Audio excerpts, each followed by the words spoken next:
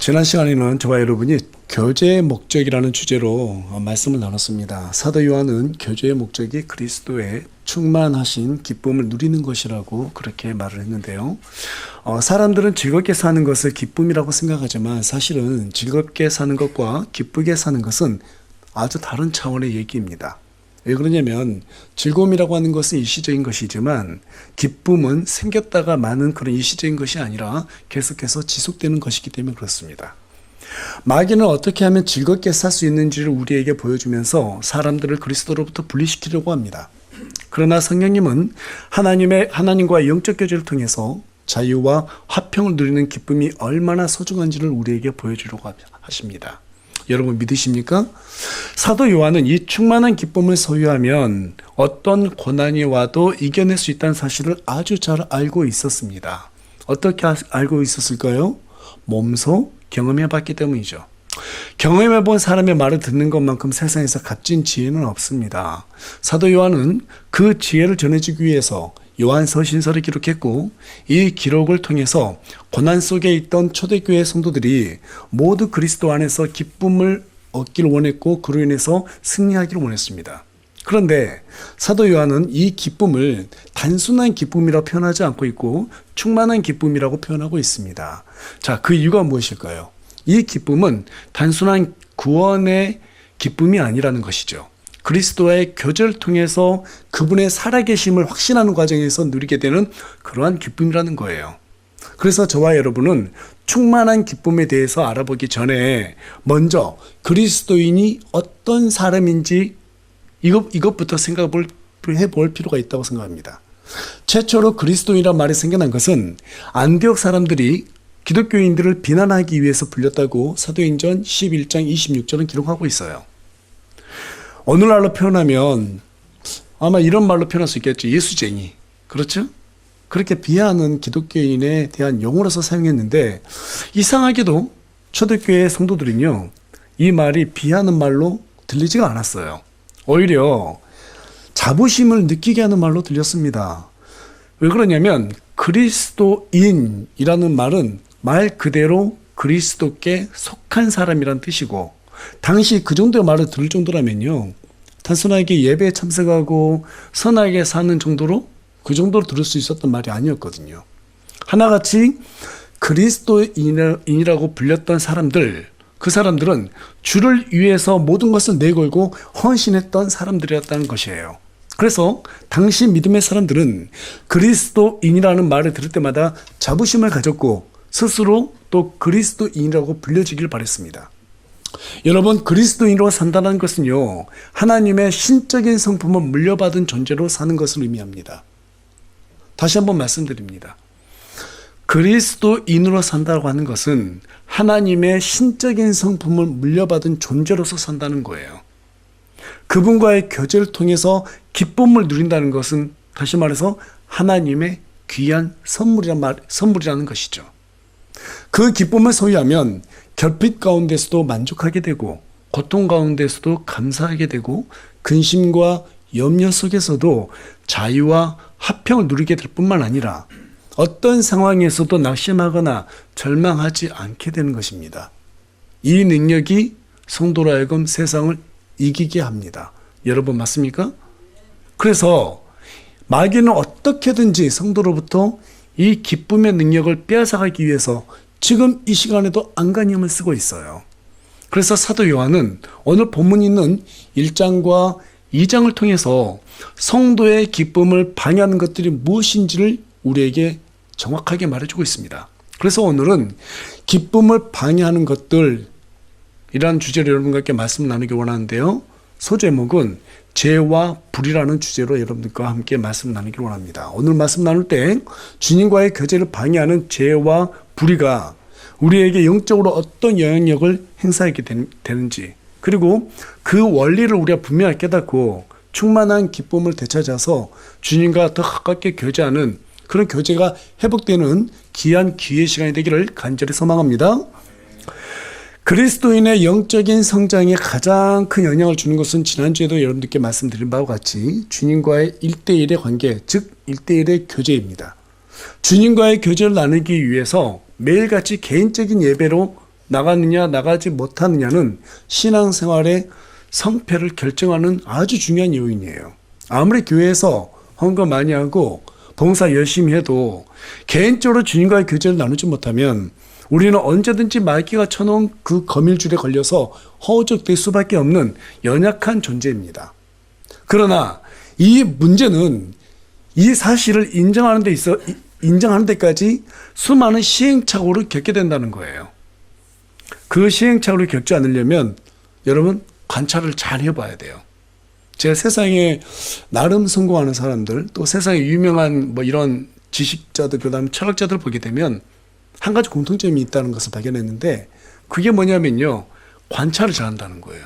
관찰력이 좋다는 거예요. 우리 그리스도인들도 마찬가지로 신앙생활에서 성공하려면 관찰을 잘할 수 있어야 돼요. 어떤 관찰을 잘 해야 되는가 하면, 성경을 통해서 주님과의 교제에 성공하는 사람들과 실패하는 사람들의 이 차이를 잘 관찰해 봐야 합니다. 또 뿐만 아니라 주변에서 하나님을 신실하게 잘 믿는 사람들, 그리고 열심히 믿는 것 같지만 금방 식어버리고 세상으로 다시 돌아가는 이런 실패하는 사람들, 그들의 차이가 무엇인지를 잘 관찰해 봐야 합니다. 여러분, 영적인 교제를 나누는 사람들의 공통점은 말씀의 능력을 경험하는 사람들이었어요. 그 경험이 반복되면 세상이 줄 수 없는 앞서 말씀드린 바와 같이 자유와 화평, 그 기쁨을 누리게 된다는 것입니다. 그 기쁨이 마음에 담대함을 주고 그 담대함으로 승리할 때 우리는 진정한 그리스도인의 군사가 될 수 있는 거예요. 여러분, 이 기쁨이 소망이 되고 능력이 될 때 비로소 우리는 주님의 당당한 그리스도의 군사로서 하나님 앞에 모든 것을 걸고 승리할 수 있다는 것입니다. 여러분 믿으십니까? 자, 그러나 문제는 뭐냐면 반대로 영적인 교제가 차단된 사람들이에요. 이 사람들의 공통점은 뭘까요? 매일같이 염려와 근심과 걱정 속에서 살아간다는 것입니다. 여러분, 염려를 나타내는 영어 단어 worry라는 단어는요, 목을 조르다, 억누르다 이런 뜻을 가진 고어 위리관에서 왔다고 하는데요, 이 단어의 뜻은 두려움에 압도되어서 숨을 쉬지 못하고 억눌리는 그러한 상태를 의미한다고 합니다. 오늘날 사람들이 술, 담배, 간음, 도박, 마약 이러한 것들에 중독되는 이유가 무엇일까요? 잠깐이라도 이 염려가 주는 두려움으로부터 해방되기 위함입니다. 그럼에도 불구하고 여러분, 그 위로가 길어야 짧아요. 아주 짧아요. 그 시간만 지나고 나면 염려라고 하는 이 불청객은 어김없이 우리에게 다시 찾아옵니다. 그리고 숨통을 조여오죠. 숨도 못 쉬게 조여오죠. 그것이 반복되면 우울증, 공황장애, 강박장애와 같은 이런 마음의 질병들이 생겨나는 거예요. 문제는 이런 질병이 불신자들에게만 생겨나는 게 아니라는 거죠. 구원받은 성도들에게도 얼마든지 생겨날 수 있다는 것입니다. 이런 질병은 오직 하나님과의 교제를 통해서만 해결받을 수 있어요. 반대로 하나님과의 교제가 없기 때문에 이런 질병들이 생겨날 수 있다는 말이 되기도 합니다. 남들이 여러분 이런 주님과의 교제는 해줄 수 있는 게 아니에요. 각자가 자기 의지를 가지고 하나님께 나아갈 때 이런 교제의 기쁨을 우리가 얻을 수 있다는 사실입니다. 하나님께서는 우리의 연약함을 아세요, 모르세요? 아세요. 우리가 자꾸 걸려 넘어지고 힘들고 낙심하고, 여러분 이런 일들이 얼마든지 생겨날 수 있습니다. 그것을 굳이 부끄럽게 생각하지 않아도 돼요. 하나님께서는 우리의 그 연약함을 아시기 때문에 그 과정을 주의 군사가 되는 시행착오 정도로 여겨줄 수 있기 때문입니다. 그러나 그 시행착오를 줄여나가기 위해서 사도 요한은 하나님과의 교제를 방해하는 것들이 무엇인지 오늘 우리가 읽은 본문을 통해서 두 가지를 제시했어요. 첫째는 죄를 짓는 그 행위이고, 둘째는 죄를 인정하지 않거나 고백하지 않는 불의한 행위라고 말하고 있습니다. 이러한 것들이 하나님과의 교제를 단절시키는 이유가 무엇인가요? 하나님은요, 죄를 몸서리칠 정도로 싫어하시기 때문에 그렇습니다. 여러분, 아담과 이브가 죄를 짓게 된 결정적인 동기가 뭐였어요? 너희가 하나님처럼 될 수 있다라고 하는 뱀의 말에 속았기 때문이죠. 이것이 사탄이 인류에게 가르친 죄의 가능성이에요. 따라서 우리 하나님께서 죄를 인정하지 않는 사람을 미워하시는 까닭은 죄가 하나님을 반역했던 루시퍼의 교만한 성품을 그대로 동반하고 있기 때문입니다. 그럼에도 불구하고 우리는 왜 죄가 보여주는 그런 가능성을 끌어내지 못하고 있는가? 육체의 정욕, 안목의 정욕, 인생의 자랑, 그것들에 대한 가능성을 보고 있기 때문입니다. 그것들이 줄 수 있는 기쁨, 그것을 기대하고 있기 때문입니다. 따라서 여러분, 어둠은요, 네가 하나님처럼 될 수도 있고 육체가 원하는 그것들을 얻을 수도 있다라고 하는 가능성을 제시하고 있다는 겁니다. 그러나 여러분, 그것은 진짜예요, 가짜예요? 가짜죠?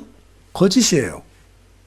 거짓인 줄 알면서도 우리가 거기에 속아 넘어가는 이유가 무엇일까요?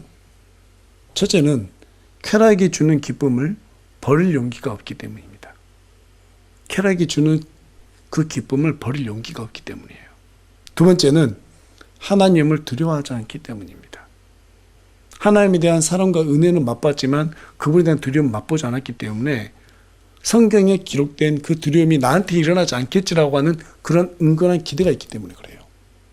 세 번째는 자신이 죄를 지을 수밖에 없는 그 이유를 합리적으로 만들어내기 때문입니다.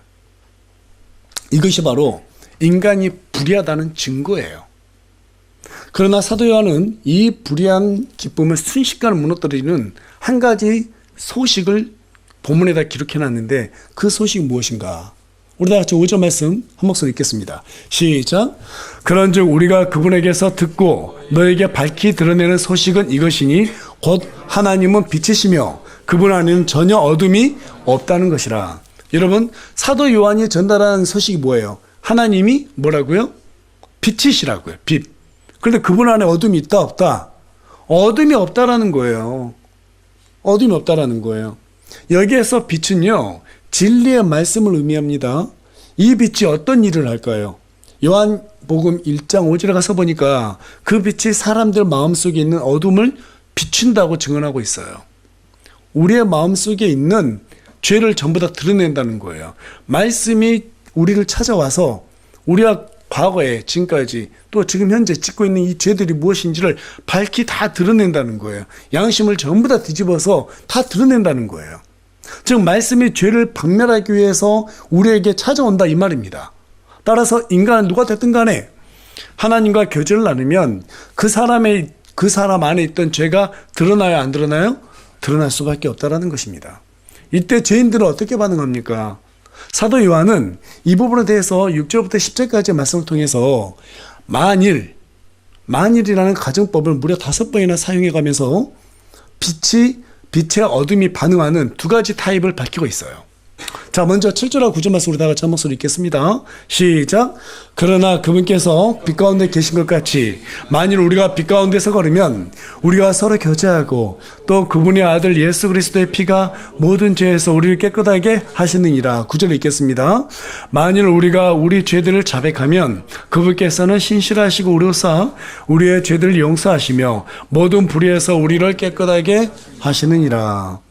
사람이 하나님의 빛, 즉 하나님의 말씀을 받게 되면 하나님과의 교제를 통해서 죄들과 이 죄의 미련 때문에 회개하지 않고 고집부리고 있는 이 불의한 행위까지도 전부 다 드러낸다고 증언하고 있어요. 그러나 여러분, 그 죄들을 자백하면 어떻게 됩니까? 그리스도의 피로 인해서 모든 죄들을 깨끗하게 용서받는다고 말해주고 있어요. 그런데 어둠은 죄를 고백하지 말라고 설득합니다. 야, 뭐 또 죄 지을 거면서 뭐 죄를 고백하냐? 다음에 또 지을 거잖아. 너 아직 그 죄에 대한 미련이 있잖아. 야, 고백하고 난 다음에 회개하고 난 다음에 또 그 죄를 지으면 하나님이 너한테 뭐라고 하겠어? 자꾸 우리에게 그런 속삭임을 줘요. 우리는 그게 맞다고 생각하죠. 왜? 미련이 남아있으니까. 그래서 어둠은 죄를 고백하지 말라고 설득합니다. 하나님께서는 우리와의 교제를 회복하기 위해서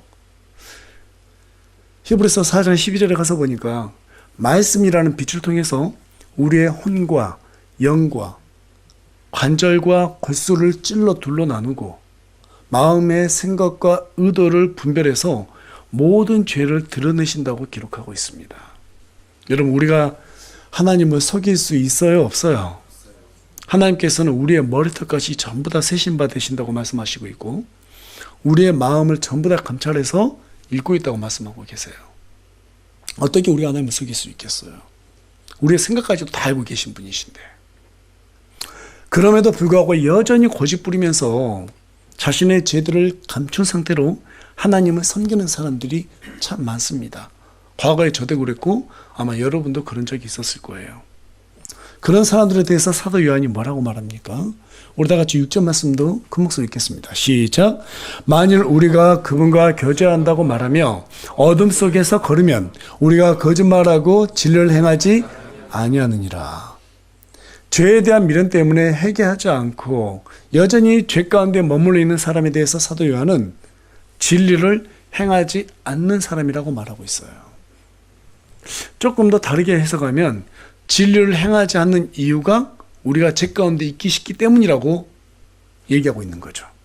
아무리 예배 열심히 드리고 헌금 많이 하고 봉사 많이 해도 하나님은 죄를 여전히 가지고 회개하지 않는 사람이 드리는 그러한 예배, 헌물, 헌신을 받지 않으신다는 거예요. 교제하지 않으신다는 거예요. 초대교회 당시 죄를 합리화시켜서 위선의 길을 유도했던 그러한 이단들이 있어요. 영지주의였습니다. 영지주의라고 하는 것은 영과 혼은 본래 거룩하지만 이 육신이라고 하는 것은 본래부터 타락한 죄의 영역이기 때문에 육체적으로 짓는 죄는 죄가 아니라고 주장하는 그러한 이단교리였어요. 그로 인해서 사람들은 이 영지주의를 신봉했어요. 왜 그래요? 내가 원하는 것도 얻을 수 있고 구원도 받을 수 있다고 생각했기 때문이죠. 오늘날 구원 받았기 때문에 이제는 뭐 내 마음대로 살아도 되겠다 라고 생각하는 사람들 참 많죠. 여러분, 구원은 한번 받으면은요 끝까지 이루어집니다. 뭐 어떤 죄도 어떤 것도 그 구원을 잃어버리게 할 수가 없습니다. 그렇다고 해서 방종하는 길로 따라가서 하나님을 기만하면 되겠어요, 안 되겠어요? 안 돼요. 우리가 2주 전에 분명히 함께 말씀 나눴지만 하나님께서는 우리를 사랑하시는 만큼 또 그에 따른 징계도 하시는 분이세요. 이 땅에서 그렇게 살면은요 하나님께서 반드시 심판하신다고 말씀하셨어요. 우리가 하나님을 두려워해야 돼요. 하나님을 사랑하는 사람은 어떤 사람이냐면 하나님을 사랑하는 만큼 죄를 짓는 것을 두려워하는 거예요. 하나님을 두려워하는 거예요. 그래서 오늘 우리가 함께 시편 128편을 교독했던 것처럼 그것을 뭐라고 말하고 있습니까? 하나님을 두려워하는 자들에게 복이 있다고 말하고 있습니다. 죄 짓는 걸 두려워하는 거예요. 지금 이 시대는 영지주의를 적극적으로 따르는 그러한 시대입니다. 어차피 죽으면 썩을 뭉뚱이 아껴서 뭐하냐 하면서 세상을 향해서 불나방처럼 달려가고 있어요. 또 실제로 그런 그리스도인들도 아주 많다는 것을 우리가 보게 됩니다. 뭐 당신은 사랑받기 위해 태어났다고 하면서 그 말도 안 되는 노래 부르면서 말이에요. 그냥 하나님, 은혜 하나님, 사랑의 하나님 이것만 생각하고 심판하실 하나님에 대해서는 전혀 생각하지 않습니다. 당장 오늘 우리에게 좋은 거, 당장 좋은 거, 즐거운 거, 이 즐거움에 중독된 시대 가운데서 하나님은 그들에게 전혀 어떤 영향력을 행사할 수가 없어요. 우리가 한번 세상의 즐거움을 선택해버리잖아요. 아무리 하나님의 말씀을 그들에게 조명해줘도 그들은 그것을 받아들일 생각이 없습니다. 어떤 죄들도 전부 다 합리화시킬 수 있는 대단한 능력이 생겨납니다. 그것을 성경 우리에게 다른 복음, 즉 이단이라고 말하고 있는 거예요. 그래서 사도 요한은 그런 자들에게 뭐라고 말합니까? 자, 우리 다 같이 8절 말씀 읽겠습니다. 시작. 만일 우리가 우리에게 죄가 없다고 말하면 우리가 우리 자신을 속이며 진리가 우리 안에 있지 아니하느니라. 10절 말씀도 마저 읽겠습니다. 시작. 만일 우리가 죄를 짓지 아니하였다고 말하면 우리가 그분을 거짓말쟁이로 만들며 따라서 그분의 말씀이 우리 안에 있지 아니하느니라. 죄인 줄 알면서도 죄가 없다면서 회개를 미루는 사람에게 사도 요한은 하나님을 속이는 거짓말쟁이, 자신을 속이는 거짓말쟁이라고 말하고 있습니다.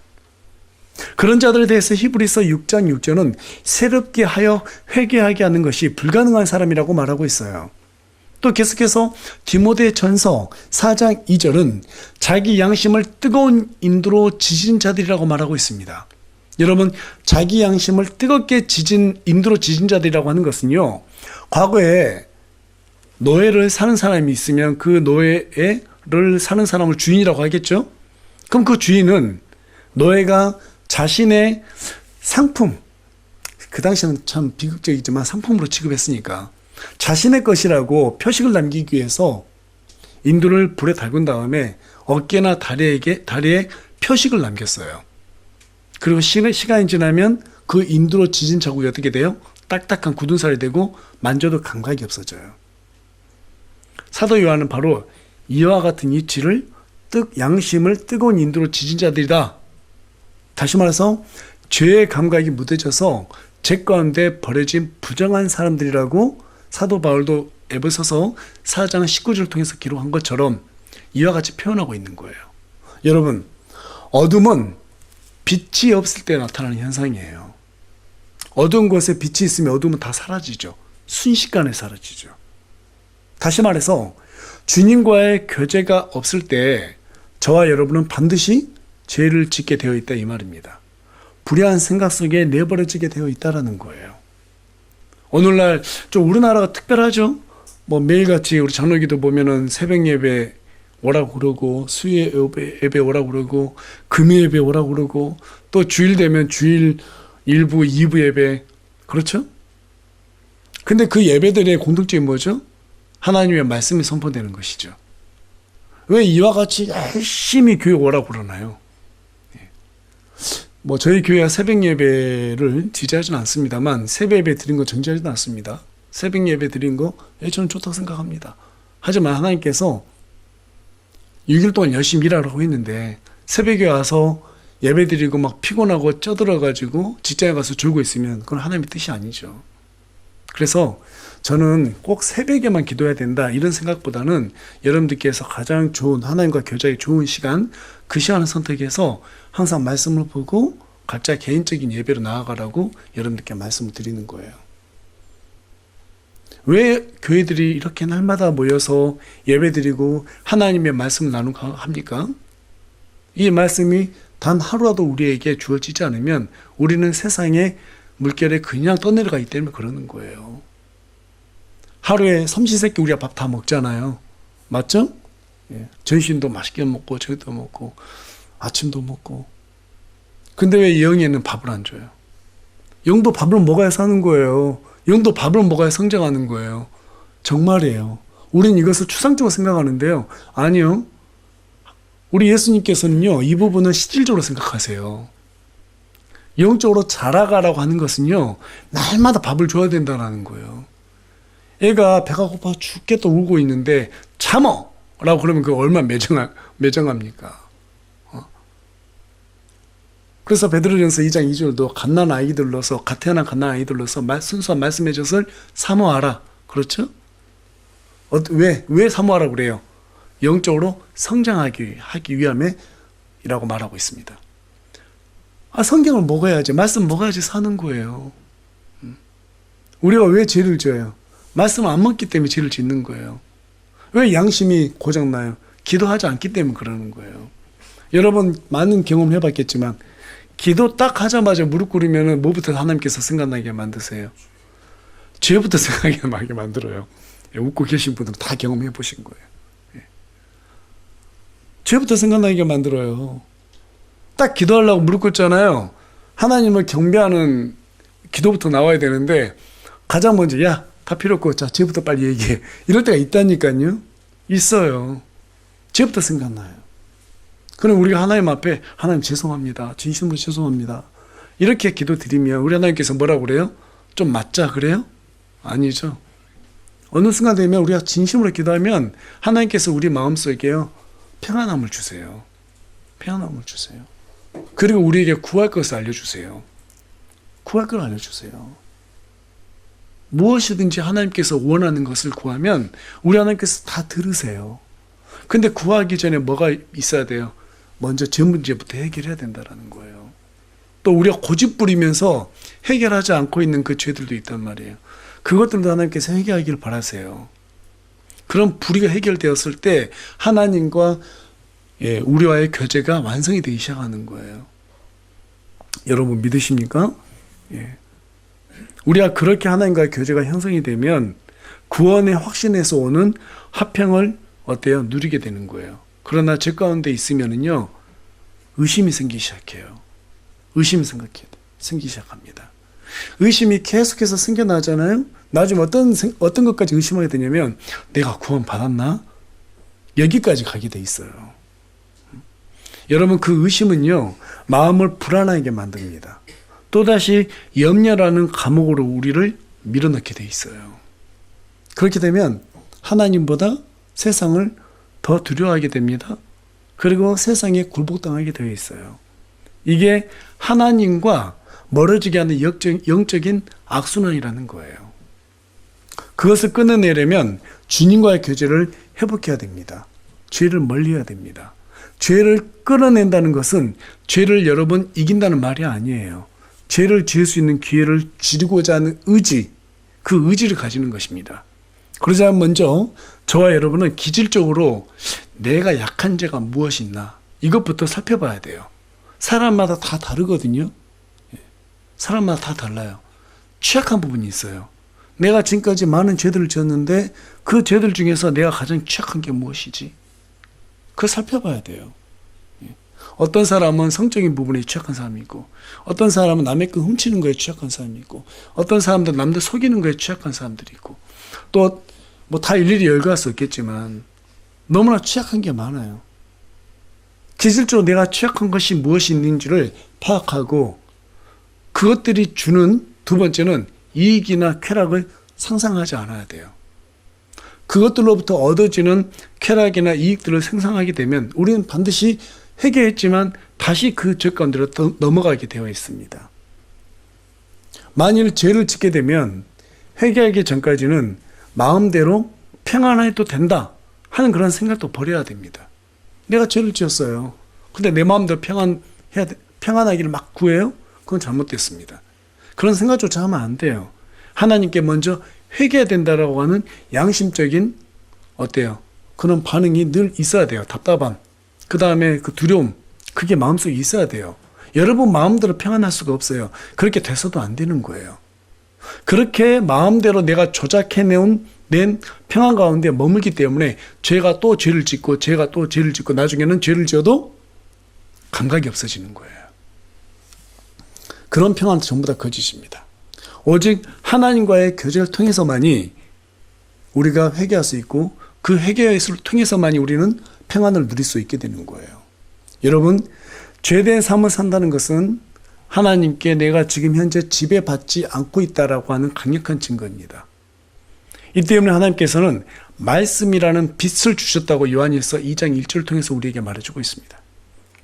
만일 저와 여러분 가운데 더럽고 수치스러운 그러한 죄가 있고 그것으로 인해서 마귀의 정죄에 빠져 있다면 낙심하거나 의심하지 말고 하나님 앞에 나아가시기 바랍니다. 하나님과의 교제를 통해서 회개하시기 바랍니다. 어떤 죄도 우리가 받은 구원을 빼앗을 수도 없고 정죄할 수도 없습니다. 왜냐하면 거기에는 이미 우리의 죄값을 치러주신 우리 주 예수 그리스도께서 우리의 변호자가 되어 계시기 때문이라고 요한일서 2장 1절은 우리에게 말해주고 있어요. 그럼에도 불구하고 한 가지 잊지 말아야 될 사실이 있는데요. 그것은 우리 주님이 우리와의 교제를 위해서 그 모진 십자가의 고난을 당하셔야 했다는 사실입니다. 우리가 기뻐하는 죄가 주님께는 슬픔이라는 사실을 기억하고 한 주 동안 죄를 멀리하면서 하나님과의 교제 가운데 기쁨을 누리게 되는 저와 여러분이 되기를 간절히 소망합니다.